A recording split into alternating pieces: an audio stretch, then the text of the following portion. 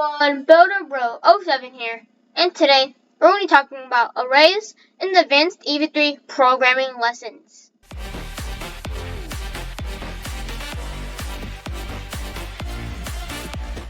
And let's get started by talking about today's lesson objectives. So today we're going to build upon our skills from the variable lessons in our intermediate tab. We're going to learn how to write/read arrays. We're going to learn about the arrays operation block.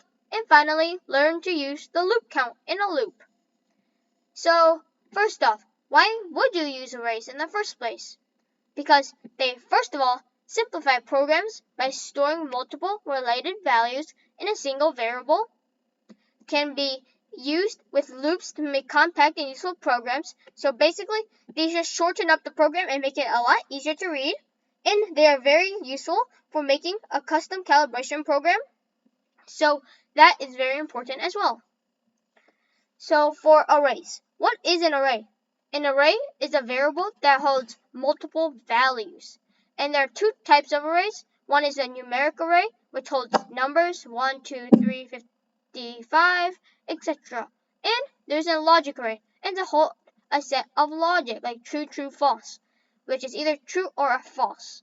And they can be used as either inputs or outputs, so you can either write, which is you put a value into the array, or read, get the value out of the array. So, array blocks, here you go. This is like an array, as you guys can see here. There's read and write, which we just talked about. And then if you choose write, there's text, numeric, logic. And for numeric, it looks like this. And logic, it looks like this. So, a logic array has this, and a numeric array has this. So, the write has 2 bumps up, as you guys can see here, and the read has 2 bumps down. And the logic has triangles, and numeric has like half circles. For naming, you can click add variable, as you guys can see here, and then you can type the name of your variable to name it. And here's a quiz. So you can do this quiz on the ev3lessons.com website, as well as some of the challenges that is going to be in the future of this video. So, array indexes. So each value in an array is assigned an index, as you guys can see here. This may sound complicated, but do it step by step and rewatch if you have any difficulties. So as you see here, these are the values for index 0, 1, 2, as here. And the first index or first value would be at index 0. And for many programming languages, it always starts at 0. So that's the case for arrays as well.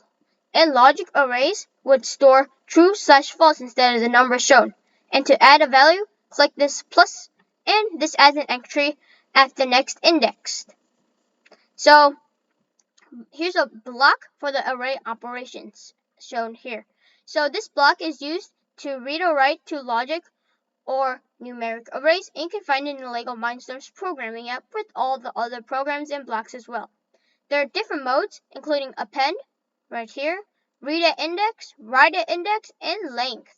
So for read and index, it has numeric and logic, which is what we covered earlier. And both write and append output an array, which is like take the output of here and put it into something else.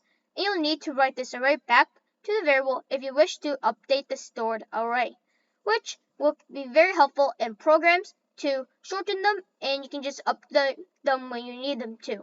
So how do you use the arrays? Reading mode.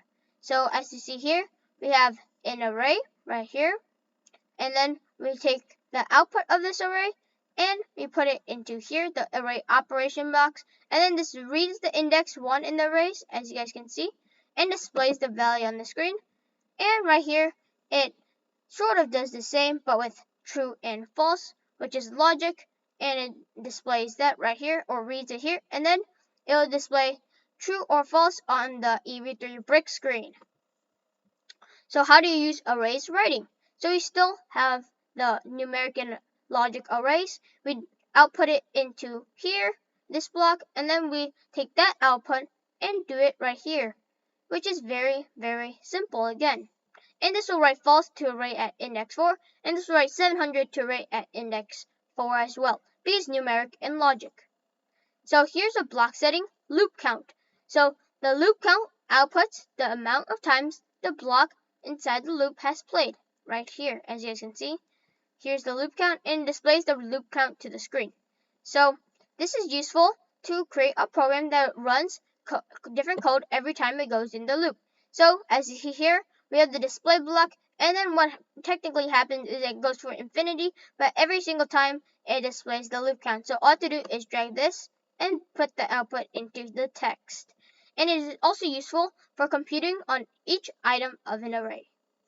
So here's a note: append versus write. So append adds entries to the end of an array, and it creates a new index value. And this code produces an array with 8 entries, 3 O's, followed by 5 light readings, and this overwrites the entry at the chosen array, as you guys can see here. And this code produces an array with 5 entries, just 5 light readings. So I'll be showing you guys that right now. Give me a second. I'll be zooming in. So as you see here, this is what happens. And this is the program you can find on the ev3lesson.com website, as well as challenges are here. There are 2 challenges and some fun things to try, so be sure you check those out. And as always, it's been BuilderBro07. I hope you enjoyed today's video. Be sure to like and subscribe. That really helps me out a lot. And as always, build on, and see you in the next video. Peace!